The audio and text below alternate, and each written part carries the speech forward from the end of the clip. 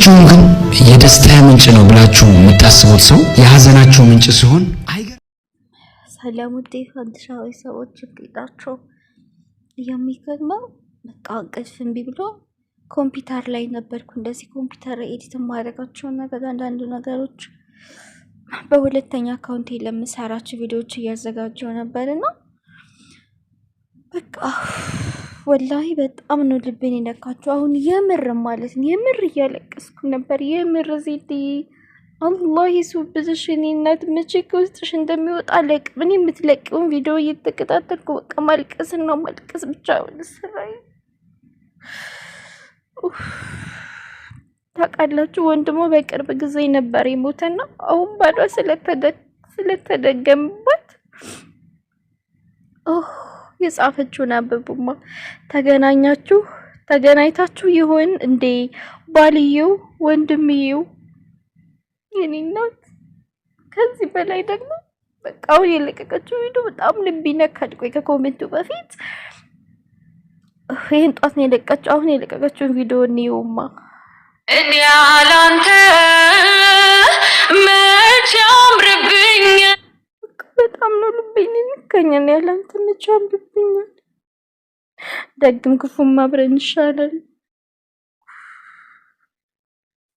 ሲዲኒ እናት ይደርዋባ ሪቻ ምን እንደምልሽ አላውቅም። እኔ እንደዚህ በየቀኑ ማለቅስ አንቺን እየተከታተልኩ በኤፍቢ በስቶሪ በየአንዳንዱ ሶሻል ሚዲያዎች አንቺ ምንድነው የሚበቃሽ ምንድነው የምትሆኚው አላውቅም። ብቻ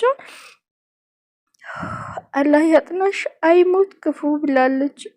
እውነት በጣም ብዙ ሰው ነው ያለቀሰው ኮሜንት ላይ እንዳለ በቃ ሁሉም ስሜቱን ብታይ በቃ የኔ ብጤ አላህ ጽናቱን ይስጥሽ እህቴ ብላለች። የቴዲ ሞት ውስጤ ማመን አቃተው። ኡፍ በምን ቃል እህቴ ነች። ነፍስ ይማር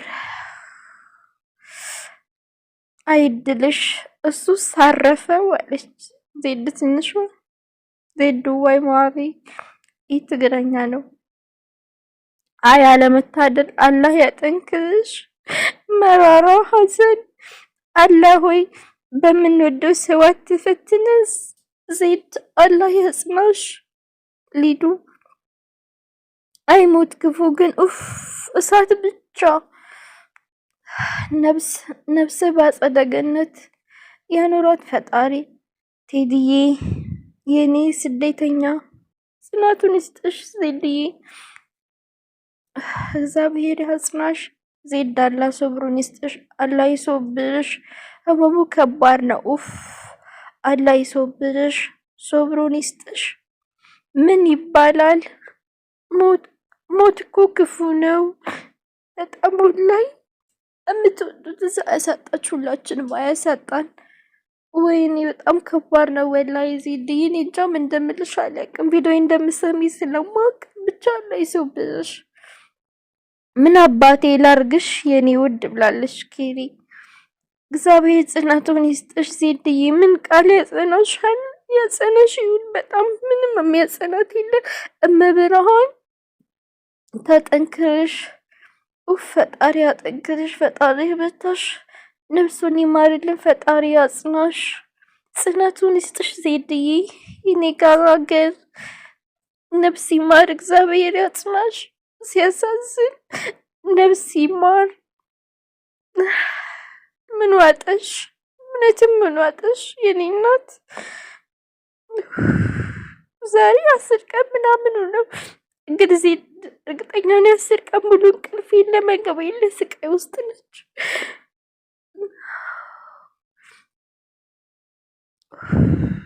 አጂብ ነው። እግዚአብሔር ያጽናሽ።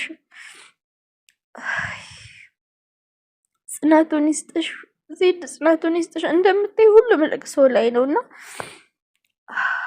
ምክንያቱም እዚህ ምድር ላይ ክፉ ሰው ጥቂት ነው ያለው። አብዛኛው ሰው አዛኝ ነው። አብዛኛው ሰው ህመም የሚያመው አብዛኛው ሰው የሰው ስብራት የሚሰማው ደግሞ እውነት ዜድዬ ምን እንጃ ምን ልልሽ አላውቅም። እስኪ ወደ ሌላ ቪዲዮ እንሂድ።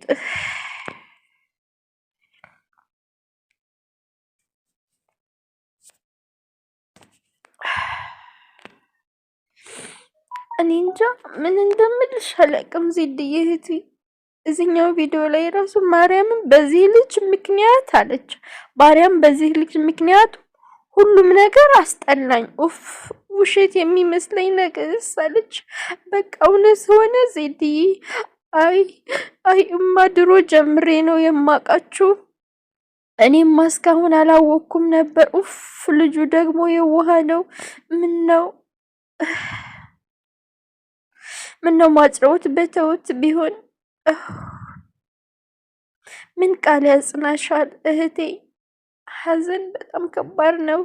ብዙ ነው የደከመው ገና ከልጅነቱ ጀምሮ። ለልጅ ደግሞ እዚህ ጋር የምታውቀው ምስል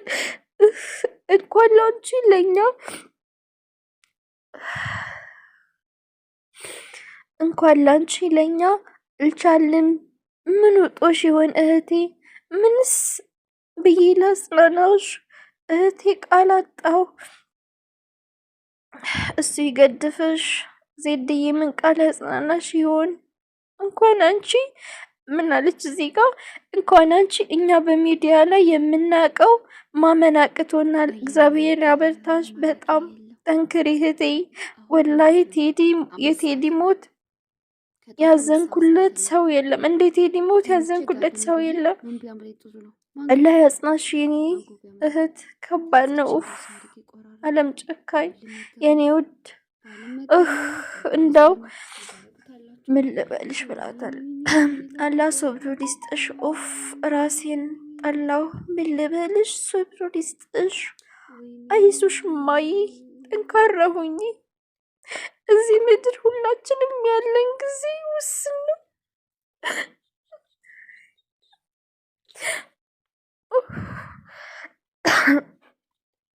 እመብርሃን ሐዘንሽን ታቅልልሽ የኔ ውድ።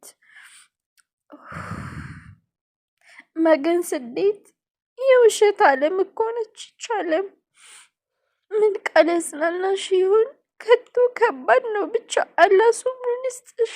በጣም ወላሂ በጣም ይሄ ስሜት የሚገባው እንስፍስፍ ብሎ የሚያፈቅረው ሰው ያለው ነው።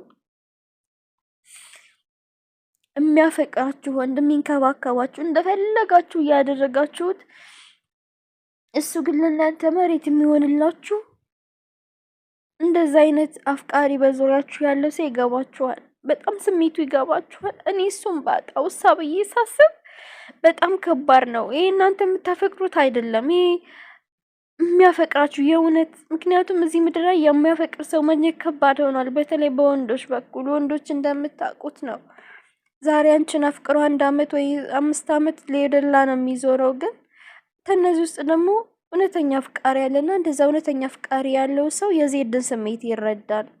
እንደዚህ የሚሰፈሰፍልኝ፣ እንደዚህ መጽዋት የሚከፍልልኝ፣ እንደዚህ የሚያደርግልኝ ሰው እንደዚህ ባጣው ምንድነው የሚሰማኝ ስትሉ በቃ ስሜቷ ይገባችኋል። ስሜቷ ይገባባችኋል። ዜድ የኔ ነው ታለይሱ